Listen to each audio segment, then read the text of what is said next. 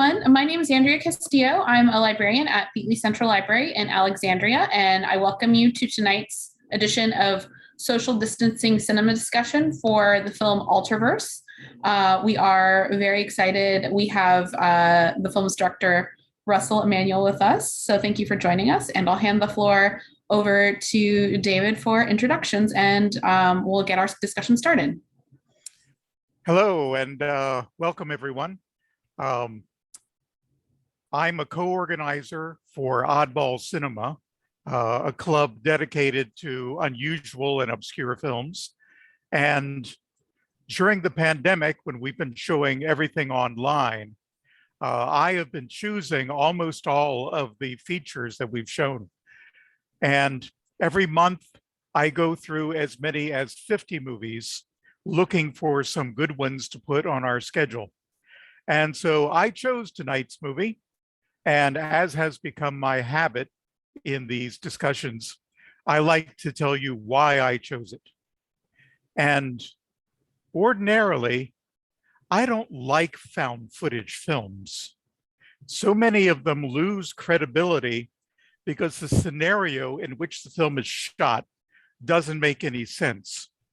If I might use Cloverfield as an example, because it's very well known, the characters have a video camera with them and it's running constantly. It never loses battery power or uses up its storage, and it's consistently pointed at the right place at the right time, even when all the characters are fleeing for their lives, which is for most of the film. It just doesn't make any sense that this 90 to 100-minute film would actually be extracted from that. But in contrast, in tonight's film, the filming is planned ahead with multiple cameras by a professional documentarian, with cameras in almost every room of the house. So it makes perfect sense that when the footage is compiled and edited, it does capture all the important action. It's not really a found footage film. It gets classified that way by various film sites. But it's the detailed record of a film project that just didn't go as planned. I appreciate that the cameras are on tripods, so there's no camera shake. That can really make a movie hard to watch. And I find it particularly interesting that the movie includes scenes of the filmmaker editing the movie. Russ, do you want to react to any of that before I move on with some other comments? It's funny you mentioned Cloverfield. So I got to see that film at I think it was 20th Century Fox. I think it was that film. I saw it with my friend and we saw it in the theater. And you're mentioning the handheld look. Well, it turns out 50% of the audience got sick because it was just too much. I was one of the fortunate 50% that didn't, but my friend Neely got sick. So I remember that very vividly. And that was actually an experience that I took to heart, that when I made Occupants, I wanted it to not be shaky cam. Well, that's great. Yeah, Cloverfield was the example I used. I appreciate that. I'm in the motion sickness camp, so I appreciate what you did. You're welcome. I was actually once on a Norwegian cargo boat during a violent storm, and we were just doing this stuff all night. The next morning, 6 people. Now there were 80 passengers. It's this Norwegian postal boat. They take one deck and turn it into passenger cabins and sell it to people. They give you 3 square meals a day and all the scenery you can stand. And the next day, 6 people showed up for breakfast.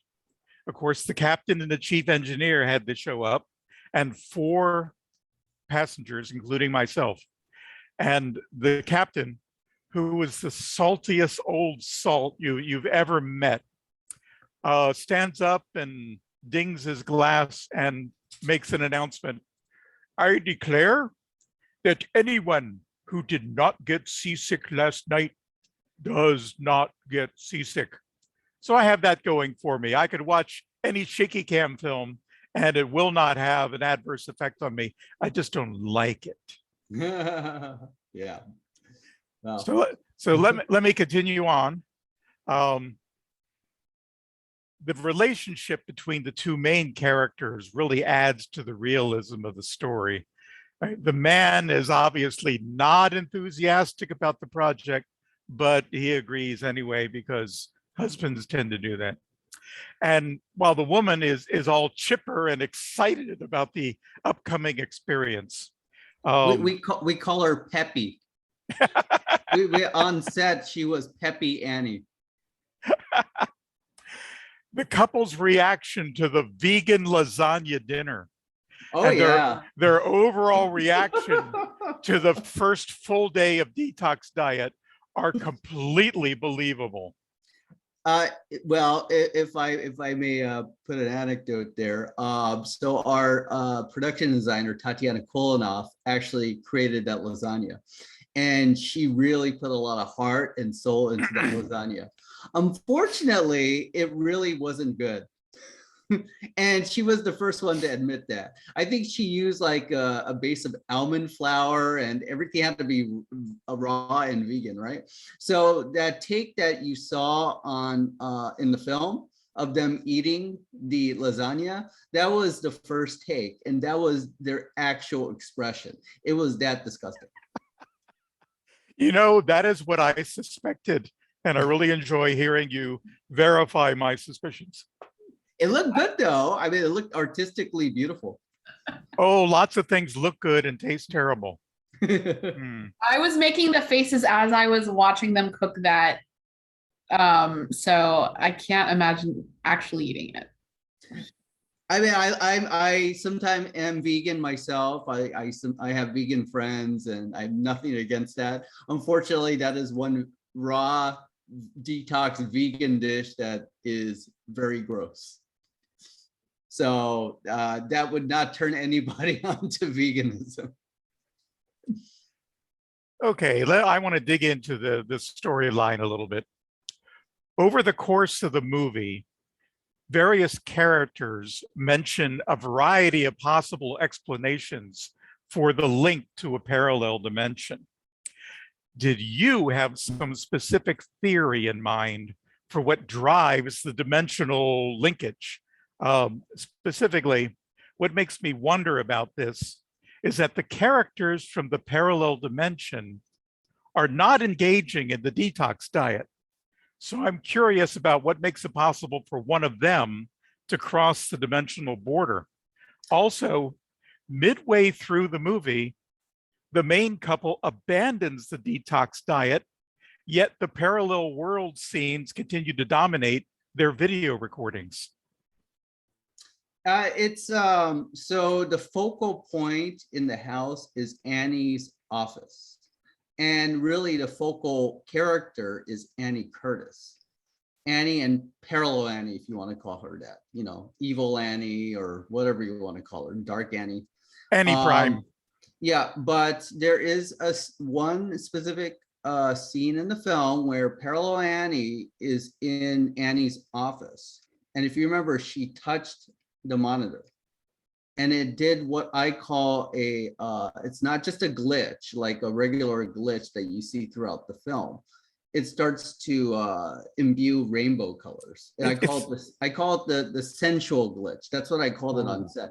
So basically, when she touched that monitor, it kind of connected. That's the focal point. So it doesn't matter if the real couple quit the diet or anything. That connection had been formed, and it was formed. This is my theory. This is just my take on it. In the office between Annie and parallel Annie, and that's where the connection is between those two. Yeah.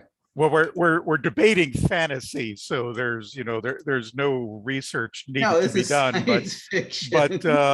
but I was just curious if you had a specific idea, and it turns out you do. Yeah, so if you, I specifically put that shot in the trailer of the film. If you've seen the trailer, it's she touches the monitor and it does a kind of thing, and that's the connection right there, the bond that's formed between them, and it's very strong. And Parallel Annie, or Dark Annie, whatever you want, I call her Tragic Annie, because when she miscarried because her husband drugged her with the abortion drug. Basically, she hit a nadir. She was at the bottom, and I think in my mind she kind of went crazy. She went insane. She saw this other version of herself, happy, has the life that she wanted. I mean, both Annies wanted to be a documentarian. That was their life goal, and Parallel Annie, unfortunately, because of life circumstances, did not get her dream job. And she's working a 9-to-5 job that she hates. So she finds out her husband drugged her. She finds out that there's this other version of her that's living this fabulous life, with a much better version of her husband. And then she went insane, basically. She just completely lost it because she miscarried her baby one too many times. And I think that made that bond even stronger. And it made, her goal to really just take over real Annie's life even that more acute. That's my take on it. Mm-hmm. Well, she obviously, after the miscarriage in the film, apparently there's been more of this before the film began. She was exceedingly vulnerable, and then to have this revelation out of apparently nowhere, yeah, that would make you snap. Yeah. So I call her Tragic Annie, and she just really she went nuts. She went crazy. And she wasn't rational. I meant that saying, she goes, what was it? Remember, I made this film 6 years ago, so I'm trying to remember the quotes of my own film here. Do you know how crazy it is? What was it when Parallel Annie's right on top of drugged Parallel Neil, and you know how crazy it is to, what was the saying? I am so sorry.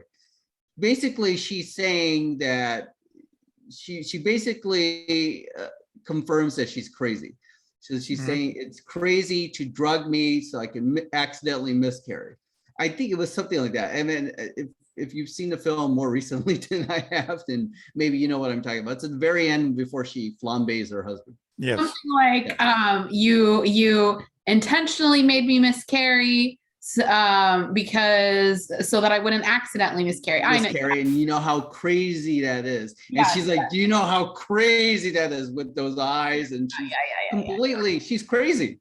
I mean, that was the point of that scene. She's crazy. She's lost it, I mean, she may seem like she's sounding logical, but this woman is not logical at that point, So, that's why for me that scene is very poignant, because basically she's lost it, and she's on this vendetta now, and she wants the life of real Annie. I mean, that's really what her motive is now. But I want to get into some technical stuff. Filmmaker Annie mentions very early in the film about contacting other dimensions as a result of the detox diet. To me, this felt like something of a spoiler. She mentions other dimensions again around the 10-minute mark, which again, to me, felt a bit artificial. That I could feel the screenwriter, typing that in because we need a little foreshadowing. Did you have any second thoughts about introducing the concept so early in the film? No, not really. In fact, I even put a visual hint, like you see very quickly the parallel living room, like really quickly, it turns to the green hue. I mean, it's just so quick. I actually like, just for my own take, and the writer, her name is Julie Camera. And honestly, I thought she wrote a really brilliant script. And I'm not a writer myself, so when I read a script and I'm like, okay, this really works. I mean, no scripts, no, it's subjective. It's really subjective. This is just my own take on it. No, I thought, for me it was fine because I like little hints of foreshadowing, just me. So yeah. So Okay. speaking of Julia, can you tell us if you know what inspired her to come up with that story? So she was, if I remember correctly, she was on a flight from Brazil or to Brazil. She's Brazilian. And she happened to read an article on the plane about a husband who drugged his wife in order to cause a miscarriage. And then something about being on the plane caused her to put two and two together, and she put her thinking cap on, and that's where it came up with the idea of occupants, with the parallel universe and all that. And originally the doctor that they confer with, Dr. Ellen Peterson, was actually written for a woman. And Julia is also a very accredited director, so I think she wanted to direct us in the first place. The reason why I was attached to direct is because I work with my producer, Howard Nash, and Howard and I have done 5 feature films together. And Occupants or Alterverse, which was called Occupants, was our 4th feature together. So basically, he trusted me to direct the project. And also that character for the doctor, we were able to get Star Trek Voyager's Robert Picardo. And I think that was a big selling point with her. So she did something that she usually never does. She changed the gender of the character so that it became a male, because Robert Picardo was going to play that role. And she and her husband are big fans of, Mr. Picardo. So I think that was the selling point, and that's how that genesis came about, in pre-production and development. So you avoided the whole concept of putting Robert Picardo in drag. No, yeah, I don't think I want to put poor Bob in drag. It's okay, unless he wants to. I mean, I don't know, but no, he was not. Yes, no. I meant I have I've reminded him that he did kiss or wed a female gremlin in Gremlins 2, and he did play Johnny Cab in Total Recall. But no, I don't think he dressed as in drag before. Well, you've mentioned it a couple of times, so I do want to ask. Originally, the movie was titled Occupants, and now it's known as Alterverse. What prompted the change? The distributor. Oh, it's a distribution tactic, because the movie itself was made 6 years ago, so they've rebranded it, and it's nothing to do with me. It's to do with the producer and the distributor. Basically, distributor wanted a title with an alphabetical letter that's closer to A versus Z, because it's easier to find in a list of movies. Therefore, Alterverse is A, Occupants is O, and that's why they renamed it. So your movie will come in right after Alien. Okay, I get it. And that's, again, it's the distributor's call. I call it Occupants, but that's what I know it as. Well, actually, I think Alterverse is a little more appealing in that Occupants sounds like a ghost story. It does. I guess because I was there when it was Occupants, and I was wedded to Occupants for a good 5 years. That's why for me, I've done, like I said, I've done 5 features. I'm actually in the process of directing my 6th one right now. My first feature was called PJ. Now it's called Heaven's Messenger. And I did that like 15 years ago. Our lead actor was the late John Hurd, who was the Home Alone dad. He was my first main actor, and Robert Picardo was in that film. In fact, I directed Bob Picardo's 6 times. So that's one reason he came on to Alterverse. So PJ became Heaven's Messenger. I directed my second feature called Chasing the Green, became Big Shots. And that one had Ryan Hurst of Sons of Anarchy, Jeremy London, Party of Five, William Devane, films like Space Cowboys. Yes, you got some known names there. Yeah. Yes. Yeah. And Bob Picardo was in that one. Then we did The Legends of Nathaya, and Bob Picardo played kind of like the grandpa role in Princess Bride. It was kind of like the Princess Bride story. So that was the third feature. And then that's the only film where the title's still the same. But I know they want to rebrand it. Trust me, they're going to rebrand it to something. I don't know what, but they will. And then Occupants became Alterverse. And then my fifth feature that I did with, and all this I did with Howard Nash, my producer, was Whisper, became American Whisper. And again, you know why?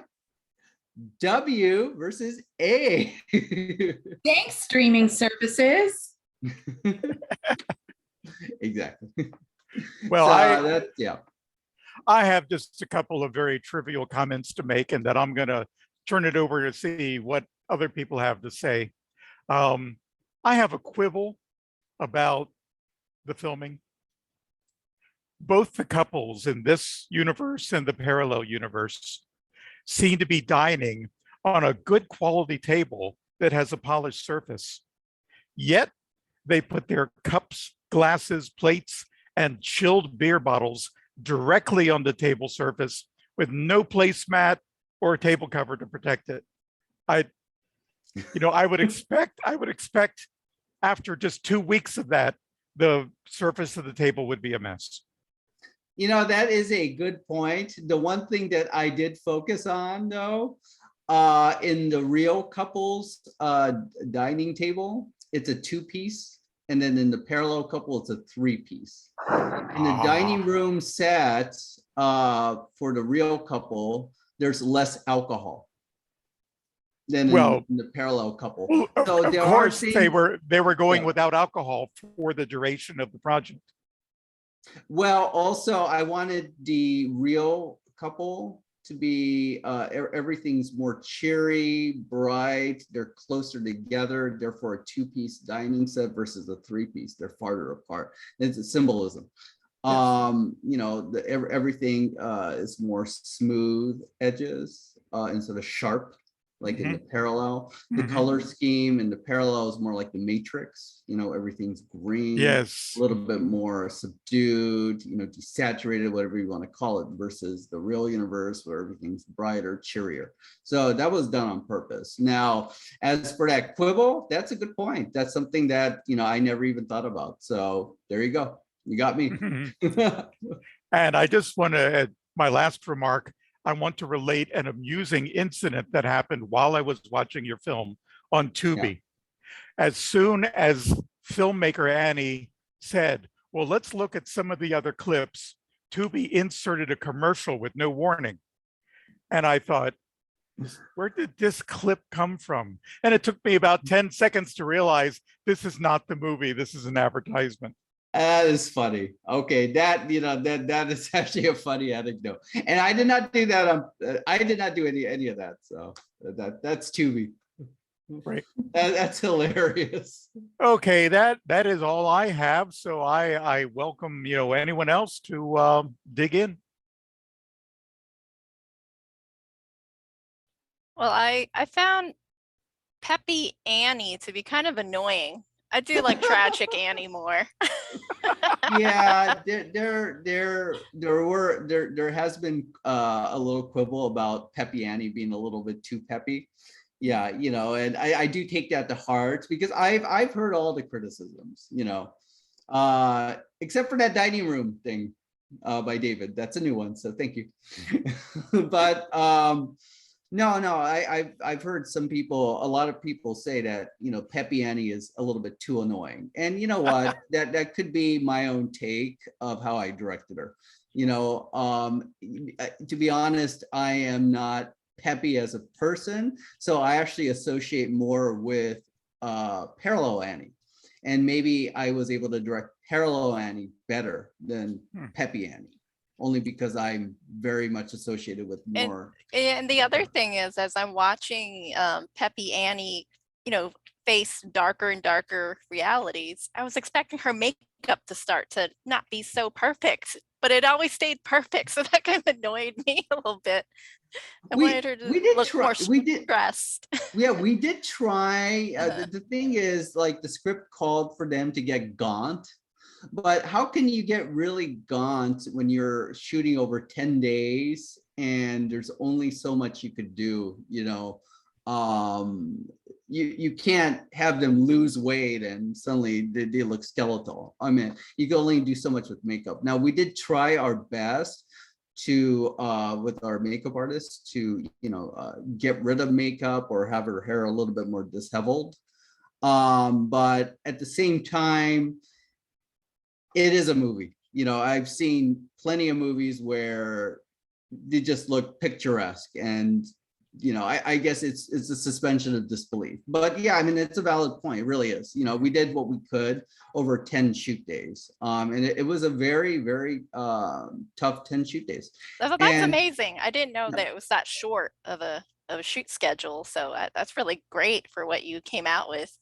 Yeah, I mean, we don't want people to know it's 10 shoot days. I mean, that's just, behind the scenes stuff. But, we had to shoot the real couple first for obvious reasons. Is more the guy's beard that the actor Michael Pliasi actually grew out for 3 months, specifically for this film. And then after 7 days in, and then real Annie, her hair is really blonde. So Brianna White is really a blonde. And then after those 7 days, then we dyed her hair brunette, and it actually took 3 dye jobs. One was a not a non-permanent one, and didn't work, and it turned her hair silver. And then we did a permanent dye job with the caveat that we would reimburse the actress $90 to re-dye her hair back to blonde, which, for anybody who knows, it's much harder to re-dye from a very dark color to a really bright color. So we, said we would do that.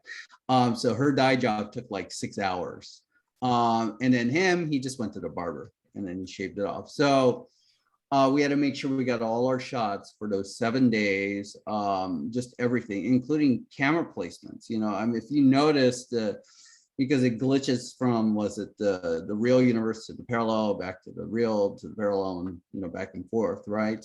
So if you notice, we tried our best for the tripods. We had tape, masking tape, just so that we knew almost exactly where the angle between the real and the parallel universe, because the cameras are supposedly supposed to be the same in both universes. But if you look carefully, it's not 100%. And it's because we shot it over, let's say in between, like from day 2 to day 7. I didn't notice any of that. So yeah, I mean, I'm a perfectionist. I'm a hypochondriac by nature. And thank you for not noticing, but I do notice because I was there. I mean, the hardest shot, the shot where we switched out from the real couple to the parallel couple. And as a director, by the way, I always say, okay, that's a wrap for real Annie, like this, and that's a wrap for real Neil. And then we did that, once they wrapped out their real characters before they, turn into a brunette and, he shaved his beard. It's scene 70 in the film. I remember that because in that scene, and it became a hot set because it took, like I was saying before, it took 6 hours or so for her to, dye her hair. The camera had to be in the same place. It couldn't be touched. It's the kitchen set, and it couldn't. I think you all know which scene I'm talking about, or you have an idea, an inkling. But let's just say what we had to do. The last scene we shot with Brianna White as real Annie was her getting hit by the pan by a stunt double, and she falls to the floor in the kitchen. And then we did that several times with the double because the double shadow was on her. And then we say, okay, that's a wrap for real Annie. Wee! And then, she did her dye job. And then she came back for scene 70, you could say part B, I guess. where it's a hot set and nothing can change. And then she's dressed up as Parallel Annie, and it's the first scene that she did as Parallel Annie, and this is shoot day 7. And then we repeated the same movement, and she did what the stunt double did and whapped her counterpart, the real Annie. And she did that like, I don't know, 4 takes. And we did the real Annie 4 takes. And then my associate producer was the behind the scenes videographer. He took, he basically took BTS, behind the scenes, of Video Village. Video Village is the monitor that the directors, we sit down and we look at this big monitor. So I'm not, when I say action, and okay, that's a cut, I'm usually not on set. I'm in front of a monitor with the headphones on, monitoring the composition of the shots, the performance, everything. And then next to me is my script supervisor, Alexandria, and she's right there. We're both there. So my associate producer, BTS guy, he took video of the monitor for the 4 takes of her as real Annie. And I had my laptop and I downloaded that, right?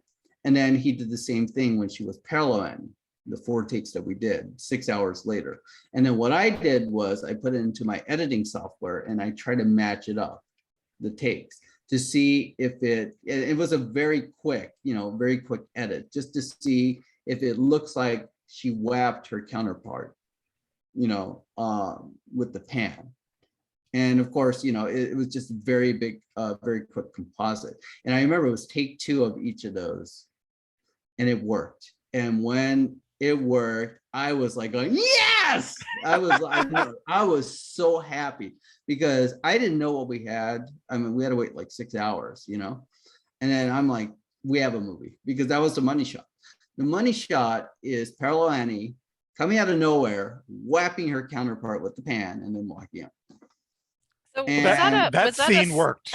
Yeah, it worked. And was that someone's yeah. actual house, or was that a set? Yeah, it's a house, and we got the house on Airbnb. It's somewhere in the Wilshire district. It was a beautiful house. And I have stories on the house. Before I go on though, let's see. Well, the house was like 90 years old, so there are a lot of the crew members were saying that it was haunted. Oh.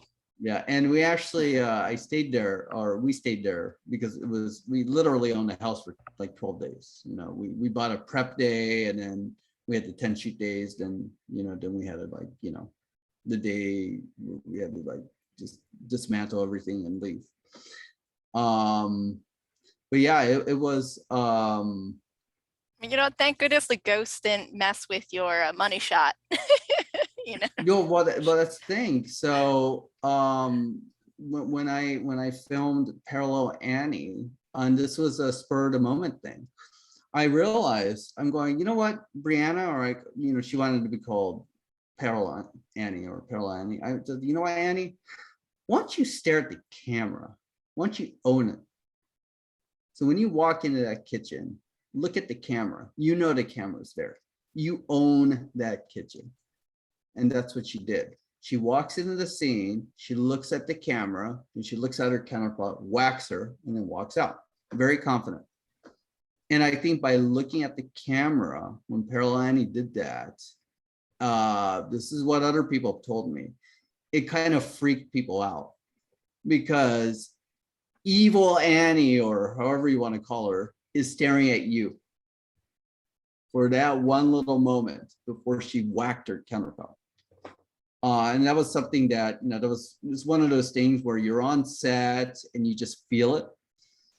And you just go with it, and you're like, you know what, let's just try it. Let's see if it works, and I get that, those ideas in my head sometimes, just spur of the moment, but getting back to the haunted house thing.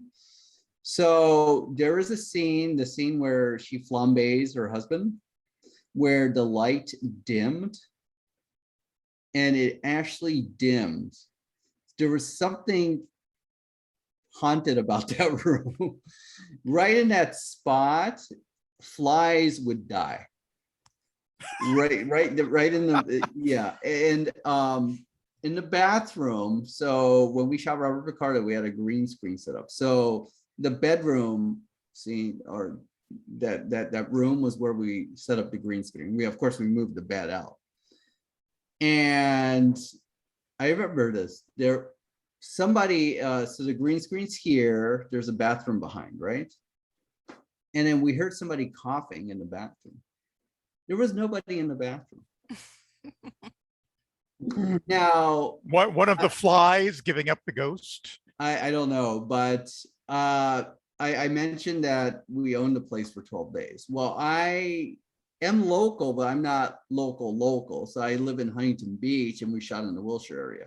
So I didn't want to drive like 40 minutes, an hour and a half every day. So I actually stayed there.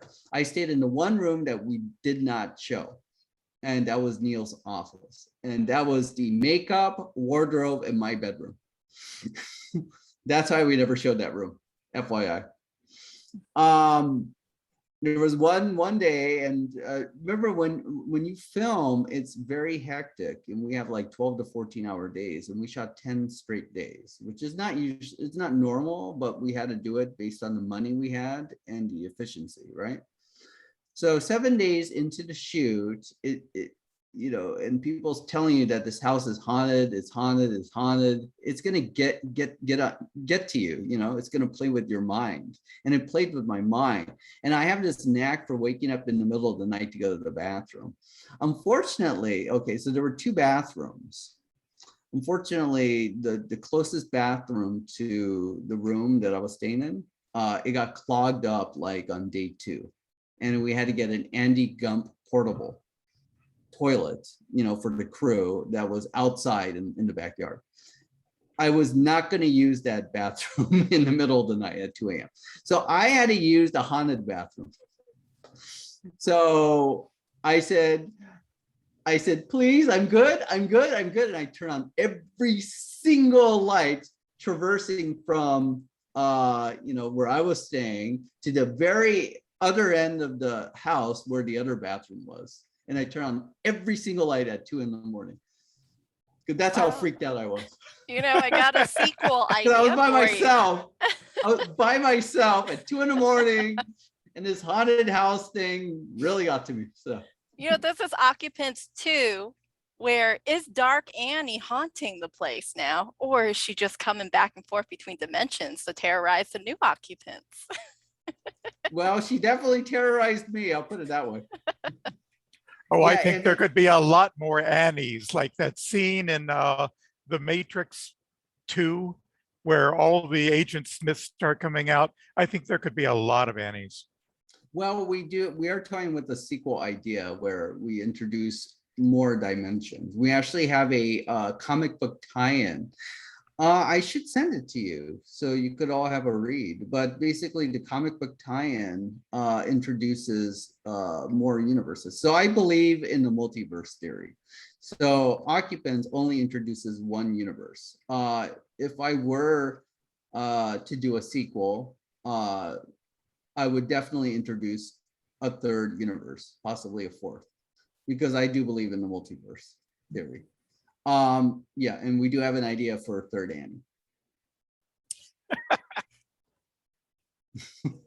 Okay, well, that what exactly was the role of the Peterson Research Institute? Because I mean, I don't know if it was only to the fact that she knew him somehow and was consulting him on what was going on, or if were they investigating the disappearance, or there was some, I can't remember exactly what he said, but there was some delivery of the lines where I got the sense that he knew what was going on, but wasn't telling them what was going on. So, and I wish I remembered the way the delivery was that I could quote it back to you, but yeah, I wasn't sure about that. So yes, and that is actually something that we're toying with in the sequel idea. You know, how sincere is Dr. Peterson?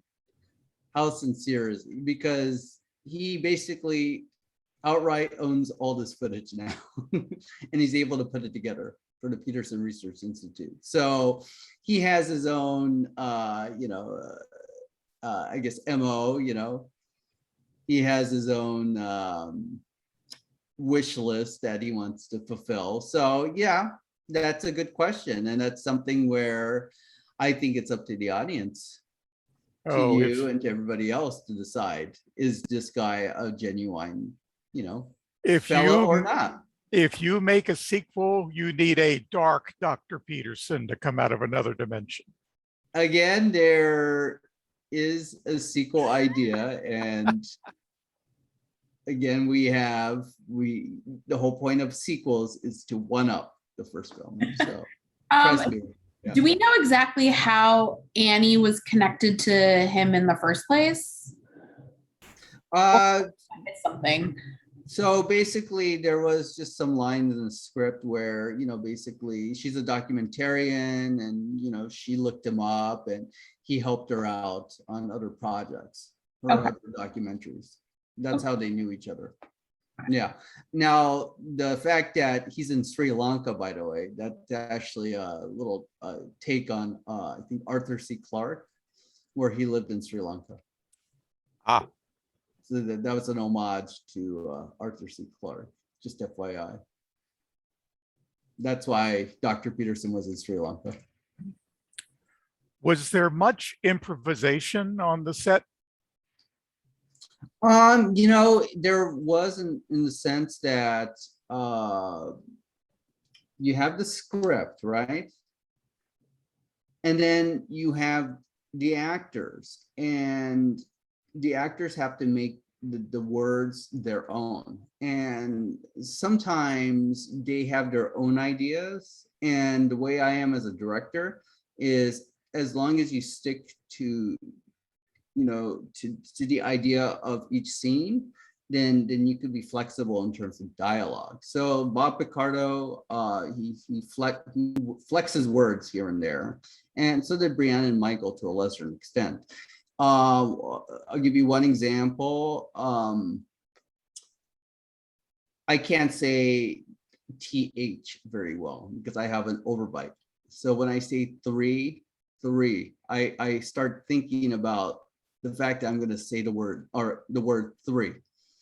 And when I start thinking about saying a certain word, let's say as an actor, that word is going to come up in the script, right? Then you start thinking about it.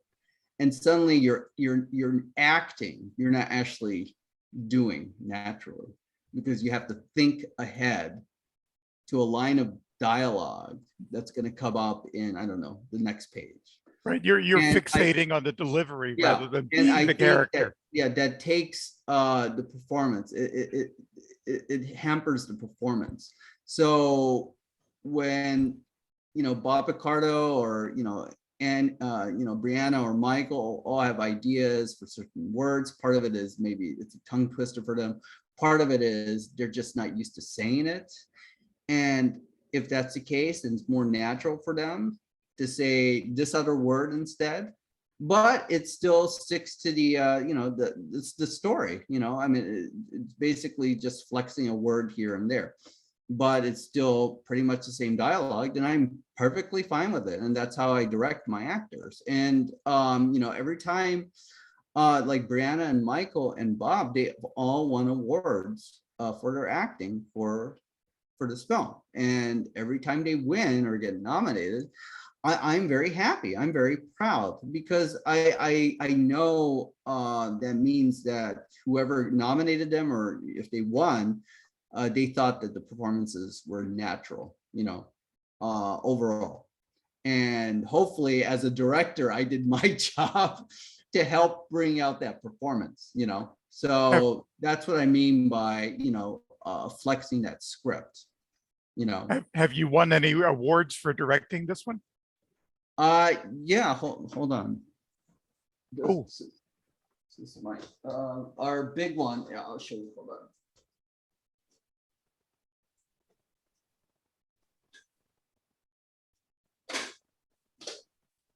This is something I should have looked up beforehand, but now I'm glad I didn't. So, Ooh. so this is our Shriek Fest. Shriek Fest is a genre festival in Los Angeles. This is one of the top horror festivals. So we won for best sci-fi feature. Sorry. There you I go. like that. Very nice. So that's this one. And this one I hold the heart. This is the Las Cruces International Film Festival. I won Best Director. We won a lot of awards, but those two really stand out. This one here, when I won in the audience, it was like this. It was a big.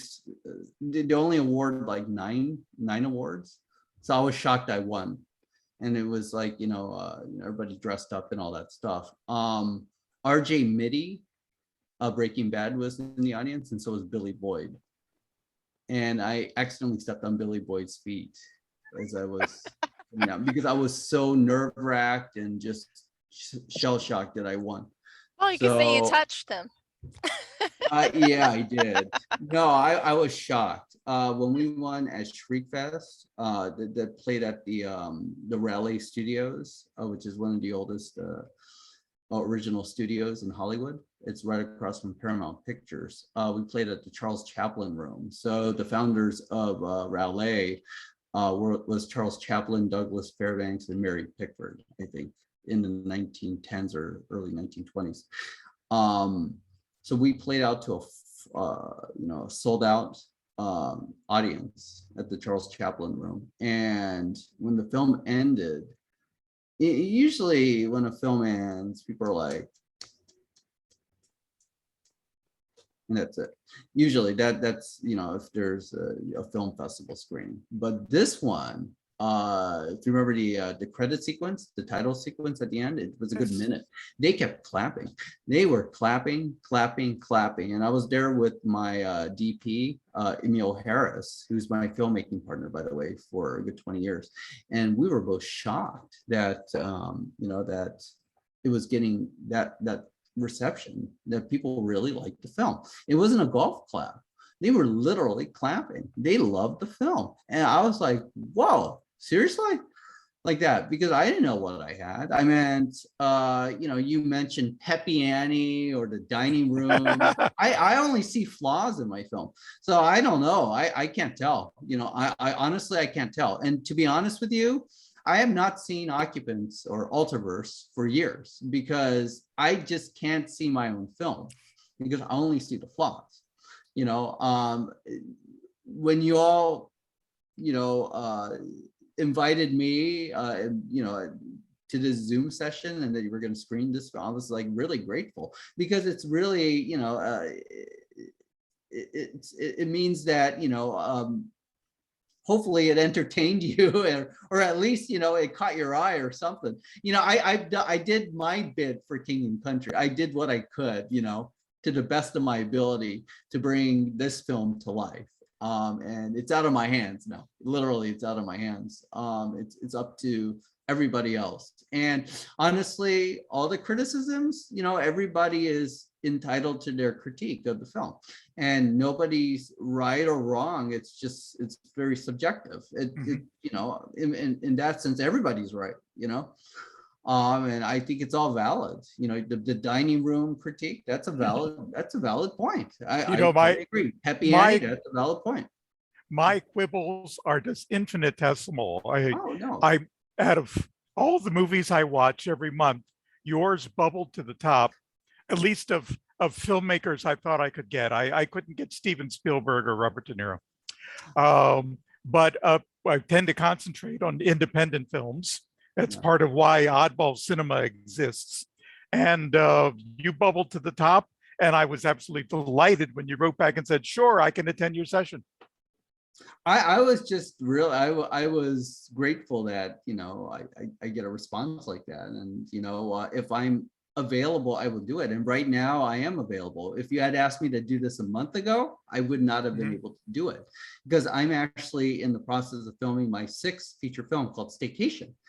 And Staycation is a kind of a zombie horror film that we're doing right now. And we're actually working with actors. We already filmed them. Olivia Dabo She was in like Wonder Years. She was in Star Wars. Oh, Yeah. Sean Kenny of Star Trek.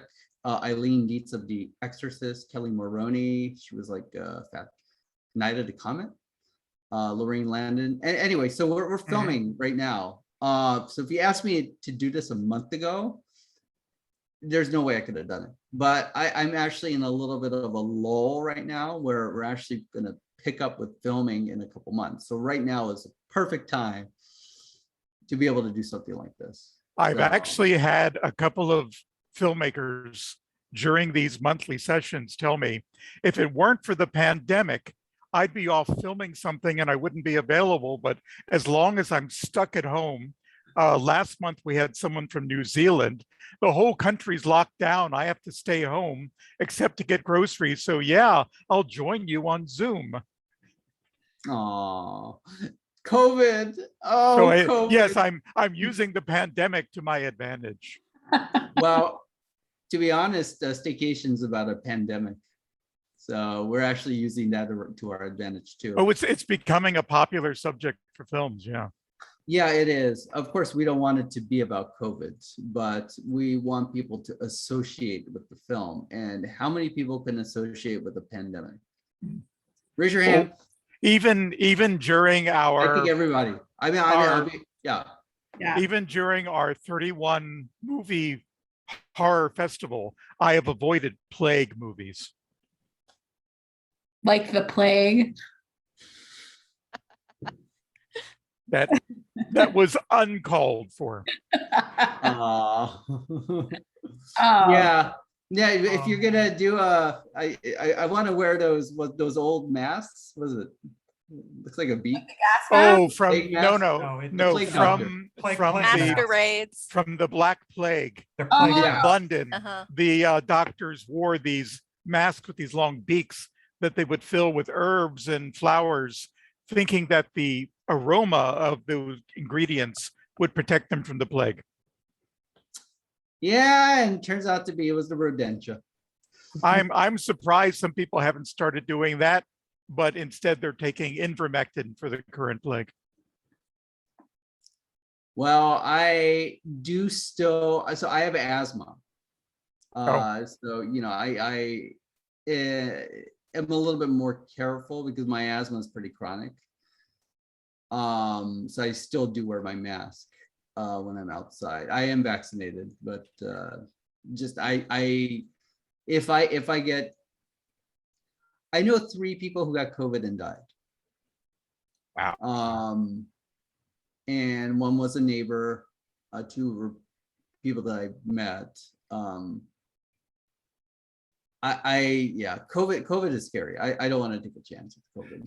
Knowing that it's possible for a fully vaccinated person like myself to carry and spread the Delta variant, I just wear a mask whenever I'm out, as you know, being a decent human being to my fellow human beings. Yeah, and I'm in concurrence with you. I just, you know, and when we were actually filming Staycation, I had people wear the mask. I had people provide, you know, proof that they got vaccinated, or at least they got a test to prove that, you know, they got a negative test. There's called a PCR DNA test. I had, you know, sanitizer. I had, you know, a cleaner, you know, hand wipes, just everything to the best of my ability to keep people safe. We did film at my parents' place. My parents are both over 65. They both got their vaccine, but I still didn't want to take a chance with them, you know, not with my parents. Yes. So I'm very super careful, and we are filming right now during the pandemic because I said, what the heck, you know, what am I going to do? Just do nothing? So we actually, you know, just bit the bullet, and we're actually been filming, and knock on wood, we've been filming since November, but knock on wood, nobody on my set has tested positive for COVID. And I'm very proud of that fact. But I'm also very super careful and I take a lot of precautions. And part of it, I am a perfectionist. Part of it, I'm a hypochondriac. So, but I will not, to the best of my ability, get somebody COVID positive or sick on myself. Good. I know we're almost out of time, but I wanted to ask you a quick question about, I covered a lot of interesting topics, but I was fascinated by the, I guess, post-production of sound design. Yeah.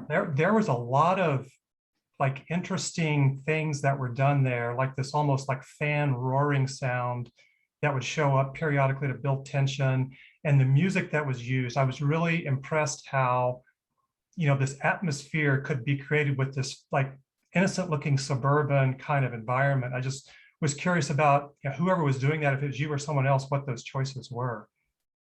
So the sound designer, his name is Sean Fahimian. I've worked with him since 2005. And we decided early on that for the parallel universe, it would have, it's called room tone. Every scene has room tone, whether it's the, or, and it plays, within each scene, within each shot, depending. We decided for the parallel universe, it would have a different room tone. And that's why you heard it should have sounded different from the real universe. And we did that on purpose. In terms of the look, same thing, one was more green, it was a green filter versus, more cheery, the real universe. So visually, it was also different. For the music was something that,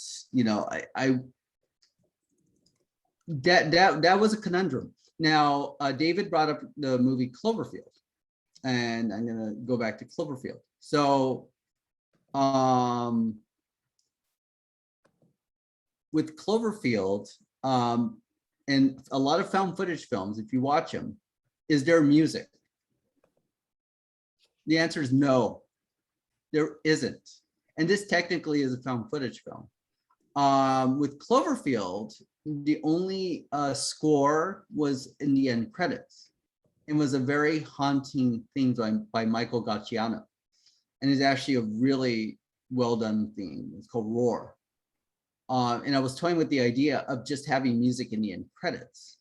But then as the film was being put together, Occupants, I realized we needed that level of score, underscore, to help build that tension. However, at the same time, I also knew it was a found footage film. So this was my idea. Start out with no music. Then as the film progresses and we see more of the parallel universe, the music intrudes even more and more. In the sense, the composer, his name is Vasilis Malesis, and this was the first time I worked with him on Alterverse, Occupants, and I've been working with him ever since.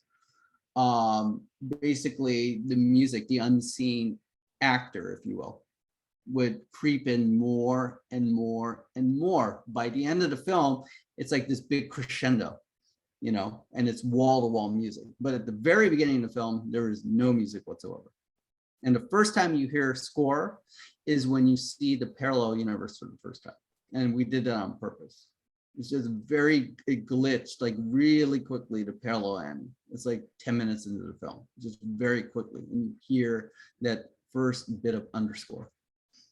So yeah, thank you for noticing that, Tim. I'll tell Sean and Vasilis, I think they'd be very happy to hear that. Well, I always admire, the films that find ways of, sort of convincing us as audience members to get sucked into the, into the experience, and particularly don't have like a massive budget. So there's a lot of things I really liked about this movie. And I think just how, like you described, how the score, slowly sucked us into the, the surroundings. Yeah, I knew score would be very important in this film, especially in the latter half of the film. And yeah, I come from a background of, I became a filmmaker because of film music, specifically the music of John Williams. the composer of Star Wars, a lot of Spielberg films, et cetera, Harry Potter. And for me, it was the Richard Donner Superman score. It was the scene in Jurassic Park when they were approaching Island Bar and the helicopter, and the score with the cinematography and the acting just all worked for me. And this was a 16-year-old version of myself watching that film, back in 1993. And it really did it for me. So it's really score is the reason that, I'm a film director or a filmmaker. And I really focus a lot on the score when it comes to any of my films, and I always put just like an actor would have an arc, right? A character arc, the script has an arc. Well, the score does too. And I want the score to have an arc. And the arc is, it starts out with no score and then slowly builds in to this rousing big crescendo. And at the end, it just blows, everything just like this. And that's what happened. That's what the score did, and it became the dominant actor, if you will, by the end of the film. So, I definitely, if anybody knows me, I do what's called breakdowns for my composer, for the sound designer, for the visual effects, for everybody, for the editing notes. And I break down, I say at this time code, I think we should, have a music hit. And I think at this time code, I want Annie's theme to play and, and whatnot. And then I give those notes. It's just the music breakdown, right? I give that to Vasilis. And then Vasilis is take it and go, you know what, Russ, I don't think we need a hit there, but maybe there. I'm like, okay, yeah, no, that'll work. Or sometimes I'm like, no, I really do want to hit there. I really do. And I feel strongly about it. Sometimes he comes up with a theme. I'm like, it's okay. Can you try again? And he tries again. Okay, that's perfect. That's brilliant.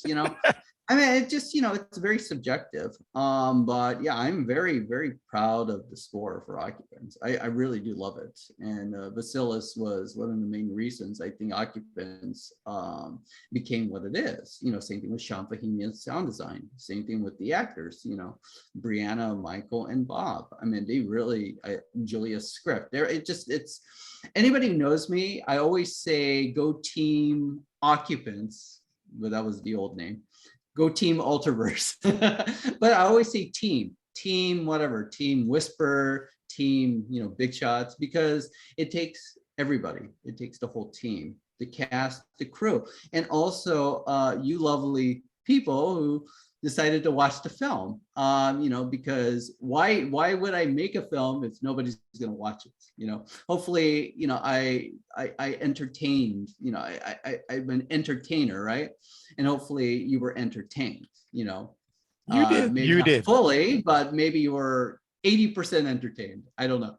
Well, I'm excited about the sequel, so we would love to be your first interviewers when that's out. Oh, thank you, Daisy.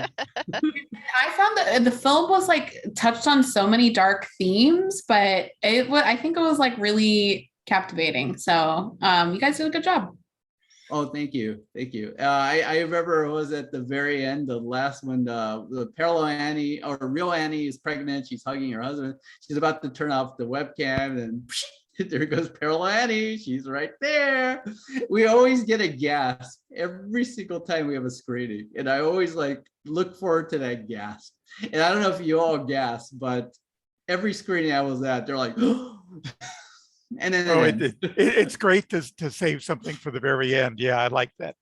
And that's a hint right there. She's having this beautiful flowing hair, which she never really had, parallel Annie, that is. But she's still a brunette.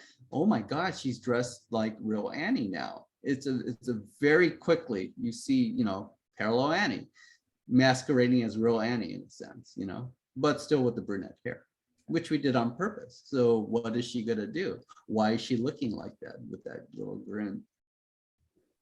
Anyway, all right, that's it. Thank you. Thank you, Russ. Thank you, everyone, for joining us for the discussion tonight. I've got the next two social distancing cinemas linked in the chat if you want to go ahead and sign up for those. On October 28th, we've got Notzilla, And then our November meeting has moved up a week to the third Thursday because the fourth Thursday is Thanksgiving. So for that one, we are going to be watching A Girl, a Boy, a Penny, and a very, very, very long road and a very, very, very long title. But I'm looking forward to watching both of those. So anything else you wanted to add, David, before we head out? No, just wanted to thank Russ for joining us and thank our members. By the way, Russ, we only have 5 people here tonight, but it turns out that a lot of people, they're a little bit shy. We've got over 1,200 members in the club. A lot of them are shy and just don't want to be here on the live session, but a lot of them will watch it later. So, and a lot of people watch the movies that I put on our events and never even join the club. So sometimes they send me email telling me how much they liked it. So the small numbers shouldn't worry you. You're getting some publicity out of this. No, I'm just very grateful that, you know, you had me on. So thank you so much. And we will post the recording on our YouTube page. So be on the lookout for that. And you can check out our YouTube page. And I think David may have already sent you some of our past sessions, but all of those end up on the Alexandria Library YouTube page. So check it out. Awesome. Thank you so much. Great. Have a good evening, everyone. All right. Good night. Bye. Thank you. Thank you. Bye-bye. Bye.